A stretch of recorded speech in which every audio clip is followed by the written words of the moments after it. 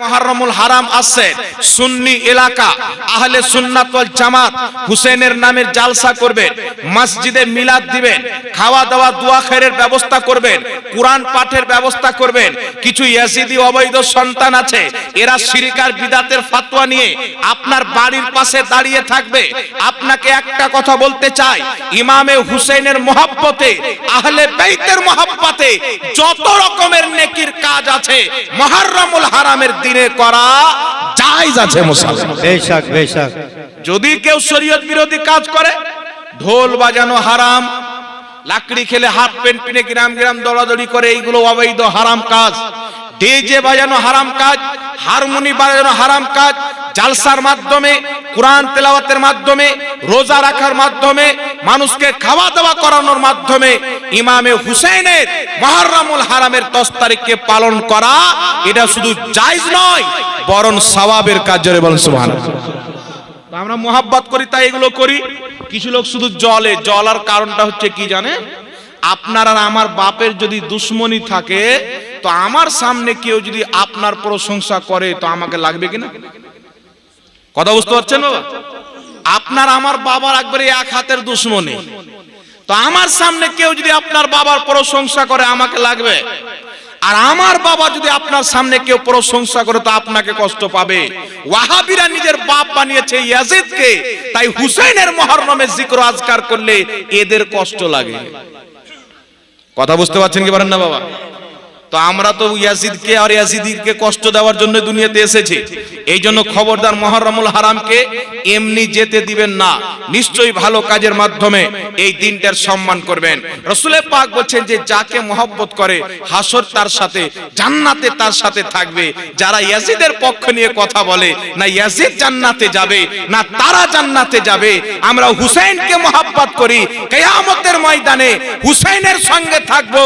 আর ইমামে হুসেন শুধু জান্নাতে যাবেন না, জান্নাতি যুবকদের সরদারিগিরি করবে। বল সুবহানাল্লাহ সুবহানাল্লাহ। আল্লাহ পাক হুসাইনি হওয়ার তৌফিক দান করুক, ইয়াজিদি হওয়া থেকে হিফাজত করুক। সকলে পড়ুন আল্লাহুম্মা আমিন। এইবার চলে আসেন বিরাদর ইসলাম, আপনার সম্মুখে একটি কথা বলতে চাই। ইয়াজিদের পক্ষে যারা নেয় এরা হচ্ছে বিদাতি। বিদাতি কাকে বলে? বর্তমানে কিছু মোল্লা বেরিয়েছে আমাদেরকে বলছে বিদাতি, 40 চাহরম করছে বিদাতি, গস পাকের গিয়ারবি শরীফ করছে বিদাতি, বলছে এরা কিয়াম করছে বিদাতি, এরা দুরুদ পড়ছে বিদাতি। কিন্তু এরা যেইগুলো জিনিসকে বিদাত বলে আসলে এইগুলো হলো ইবাদত, সওয়াবের কাজ। সুবহানাল্লাহ। এগুলো ভালো কাজ। বিদাত কাকে বলে আমি আপনাকে বলছি, বিদাত কাকে বলে শুনেন। ইমাম ইবনে আবিদিন শামী ফাতাওয়া শামীর মধ্যে লিপিবদ্ধ করেছেন। এমন কি যে যারা বিদাত বিদাত বলে চিল্লায়, তাদের গুরু ইবনে তাইমিয়া লিখতেছেন যে যেই কাজ বা আকীদা কুরআনের বিপক্ষে, হাদিসের বিপক্ষে বা সাহাবায়ে কেরামের ইজমার বিপক্ষে, ওটা হচ্ছে বিদাত। কথা আমার বুঝতে পারছেন? আর ফুকাহায়ে কেরাম বলেছেন যে প্রত্যেক নতুন আকীদা হচ্ছে বিদাত। আহলে সুন্নাত ওয়াল জামাতকে বাদ দিয়ে যারা নতুন নতুন দল গ্রহণ করেছে, এই দলটাই হচ্ছে বিদাতি। যতই নামাজ পড়ুক দলটাই বিদাতি। এখন আহলে হাদিস বলছে সুন্নিরা বিদাতি। আমি চ্যালেঞ্জ করে বলতে চাই, 1847 এর পূর্বে যদি কোনো আহলে হাদিস এই পৃথিবীর মাটিতে তাদের একটি কোনো মসজিদ বা একটি কোনো মাদ্রাসা দেখাইতে পারে, আমি তাকে 10 লক্ষ টাকা পুরস্কার দিতে প্রস্তুত আছি। 1847 এর পূর্বে এদের কোনো মসজিদ নাই, এদের কোনো মাদ্রাসা নাই। 1847 এর পর আমেরিকা, সৌদি আরবে সুন্নি হুকুমতকে ধ্বংস করার জন্য মুহাম্মদ বিন আব্দুল ওয়াহাব নজদিকে টাকা দিয়ে একটা নতুন মতবাদ তৈরি করলো, কুরআন হাদিসের অপব্যাখ্যা দিয়ে, যেই ও মতবাদটার নাম হলো ওয়াহাবি মতবাদ। যাদের কর্ম ছিল নবীর বেয়াদবি করা, নবীর গুস্তাখি করা। এখন আপনার সম্মুখে বিদাত গণাচ্ছি ওয়াহাবিদের, আপনি শুনেন। ওয়াহাবিদের আকীদা হলো আল্লাহর আকার আকৃতি আছে, এটা জঘন্য বিদাত। এই আসমানের নিচে, জমিনের উপরে আল্লাহ পাকের দেহ মানা এর চাইতে নিকৃষ্ট জঘন্য বিদাত আবু জেহেলের কাছেও ছিল না। কথা বুঝতে পারছেন? এত নিকৃষ্ট বিদআত। আল্লাহ পাকের আকার আকৃতি কিছু লোক মানে কি মানে না বাবা? জোরে বলেন। কিছু মোল্লা বলে কি বলে না? মনে রাখবেন, যারা বলে আল্লাহ আরশে বসে আছে, যারা বলে আল্লাহর দেহ আছে, হাত পা চোখ নাক আকার আকৃতি আছে, এরা কোরআন পাকের অপব্যাখ্যা করে হিন্দুদের আকীদা মানুষের মধ্যে ভরছে। হিন্দুদের আকীদা, আর হিন্দুদের আকীদা হচ্ছে যে আল্লাহ মানুষের মধ্যে চলে আসতে পারে। মূর্তির মধ্যে আছে তাই মূর্তির পূজা করো, মানুষের মধ্যে চলে এসছে। কেউ যদি শক্তিশালী হয়, এখন দেখবেন উত্তরপ্রদেশের মাটিতে অনেক লোক মোদির পূজা করে। কার পূজা করে? কালকে মোদি মরে যাবে, আবার কেউ প্রধানমন্ত্রী হবে, ও দু তিনটা খারাপ কাজ করবে, ওর পূজা করতে লাগবে। মানে যে একটু পাওয়ার পেল, ও ওদের ভাগবান হয়ে, যে এর মধ্যে ভাগবান চলে এসছে। তো এই সেম হিন্দুদের আকীদা হচ্ছে আহলে হাদিসের মধ্যে। এরা বলছে আল্লাহ আরশকে বানালো, আরশকে বানানোর পর আরশের মধ্যে ঢুকে গেল। বলেন তো, স্রষ্টা সৃষ্টির মধ্যে ঢুকতে পারে? বিবেক আছে না ঘোড়ার ঘাস ভর আছে? চিন্তা করেন, স্রষ্টা কি করে সৃষ্টির মধ্যে ঢুকতে পারে? এখন আপনাকে বলি বাবা, আরশ তো তৈরি হয়েছে, আল্লাহ তৈরি করেছেন, তাই না? আরশ ছিল না তখন আল্লাহ ছিল কি ছিল না? তাহলে আরশে আল্লাহর ঢোকার কোনো দরকার আছে? আরশের কি আল্লাহ মুহতাজ আছে? আমি বসবো, বসার জন্য জমিন হওয়া শর্ত। আপনাকে কেউ যদি 2 কিলোমিটার উপরে হেলিকপ্টারে নিয়ে গিয়ে ছেড়ে দেয়, তাহলে আপনি এখানে বসতে পারবেন? আপনার আমার বসার জন্য মাটি লাগবে, মাটির মুহতাজ, চেয়ারের মুহতাজ, সোফার মুহতাজ, গদ্দির মুহতাজ। কিন্তু আল্লাহ কি কোনো জিনিসের মুহতাজ আছে? এই জোরে বলেন, আল্লাহ কি কোনো জিনিসের মুহতাজ আছে? তাহলে বর্তমান লামাযহাবী আহলে হাদিস কি আকীদা পোষণ করে? আল্লাহ আরশের মধ্যে ঢুকে বসে আছে। এটা হচ্ছে হিন্দুদের মতো আকীদা। আল্লাহর আকার আকৃতি দেহ আছে। হিন্দুরা চিন্তা করলো যে আমাদেরও হাত পা আছে, ভগবানেরও হাত পা আছে, তো আমাদের দুটো আছে, তো কোনটা 4টা বানিয়ে দে। কেউ কেউ বলছে ভগবান তো আরো গ্রেট হওয়া উচিত, তো 6টা বানিয়ে দে। এরকম ওয়াহাবিরা হিন্দুদের কাছ থেকে আকীদা নিয়েছে আল্লাহর হাত পা বানিয়ে দে। নচেত আপনাদের পাশে একটা থানা আছে, জলঙ্গি আছে না?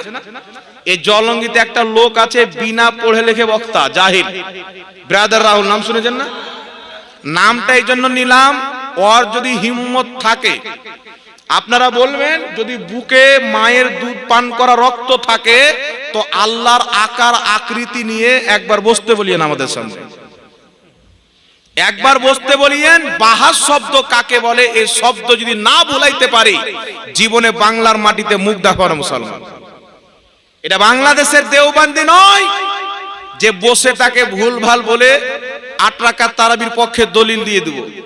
এটা খাজা মঈনুদ্দিন চিশতির মাননেওয়ালা সুন্নি আলিম, ইমাম আহমদ রাজার মাননেওয়ালা, নিজামউদ্দিন আউলিয়ার মাননেওয়ালা, গৌস পাকের মাননেওয়ালা, যে আউলিয়ায়ে কিরামের আল্লাহ এত শান বাড়িয়েছে, যে আউলিয়ায়ে কিরামের মাননেওয়ালা তো অনেক বড় ব্যক্তি, তাদের দরবারের কুকুরের সামনে যদি কোনো ব্যক্তি শেরকে হাজির করে দেয়, ওই শেরকে ওলিদের দরবারের কুকুরে হারিয়ে দেয় মুসলমান।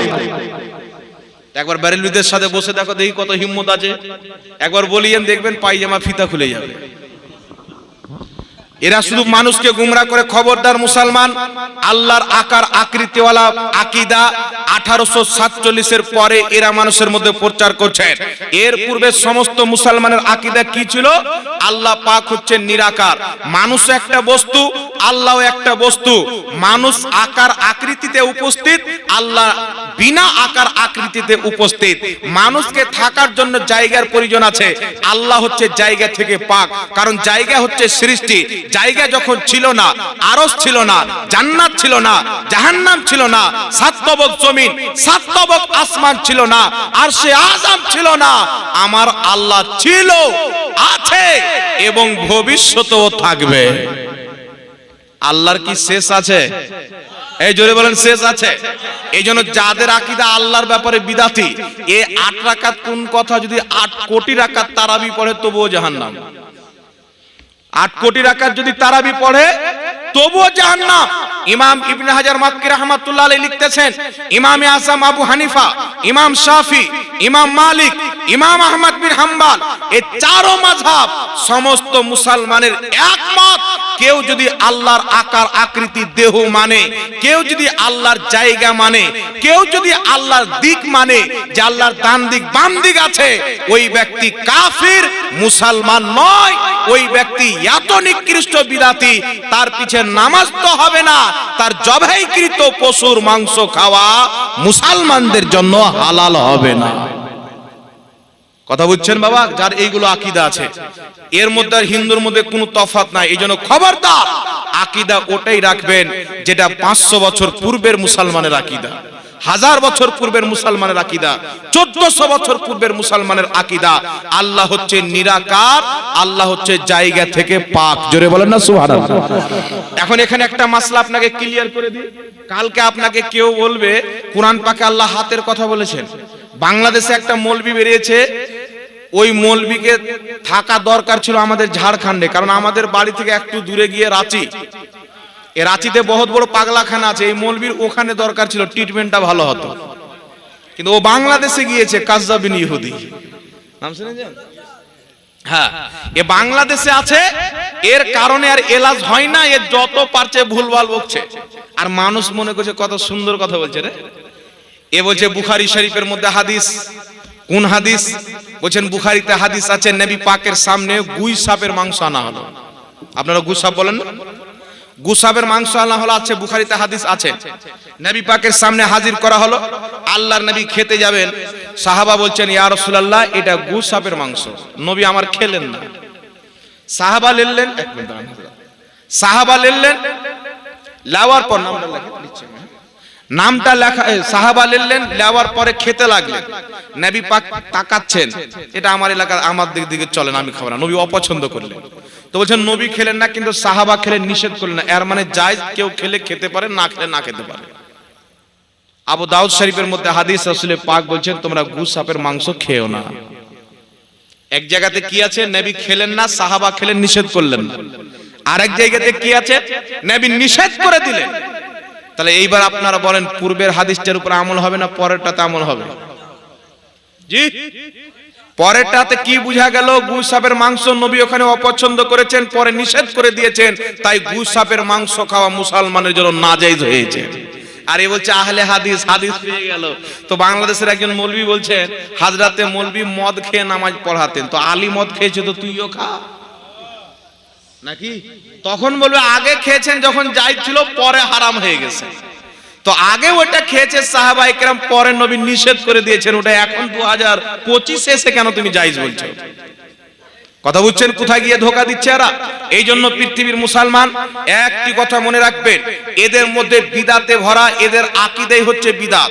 এদের বক্তব্য হচ্ছে কি শুনেন, এদের বক্তব্য হচ্ছে, কিতাবটির নাম হচ্ছে ফাতাওয়া সানাইয়া। এই ফাতাওয়া সানাইয়ার মধ্যে কি লিখেছে জানেন? হযরত ওমর ফারুক রাদিয়াল্লাহু তাআলা আনহু চলতি মাসলা, এগুলো যে সমাজে চলে, পাবলিক যেগুলো মসলা বুঝে, উমারে ফারুক ওগুলো মসলা বুঝতেন না। এটা বিদাত কি বিদাত নয়? সিরাতে ফাতাওয়া সানাইয়ার মধ্যে লিখছেন হযরত ওমর ফারুক রাদিয়াল্লাহু তাআলা আনহু নবী মুস্তাফার বিপক্ষে ফতোয়া দিয়েছেন। বলছেন উমর ফারুক রাদিয়াল্লাহু তাআলা আনহুর কোনো কথা মানা যাবে না। আর আমার আপনার নবী কি বলেছেন? আলাইকুম বিসুন্নতি ওয়া সুন্নতি খুলফায়ে রাশিদিন আল মাহদিয়িন, আমার সুন্নাত, আমার খলিফাদের সুন্নাত তোমাদের জন্য জরুরি, তোমরা আঁকড়ে ধরে রাখবে। নবী বলছেন উমরের কথা মানো। নবী বলছেন আমার ইন্তিকালের পর তোমরা আবু বকর উমরের ইত্তেবা করবে, তাদের হুকুমকে মানবে। আর ওয়াহাবি মোল্লা লিখছে উমরের কথা মানা যাবে না। তাহলে এরা নবীর হাদিস মানলো না শয়তানের হাদিস মানলো?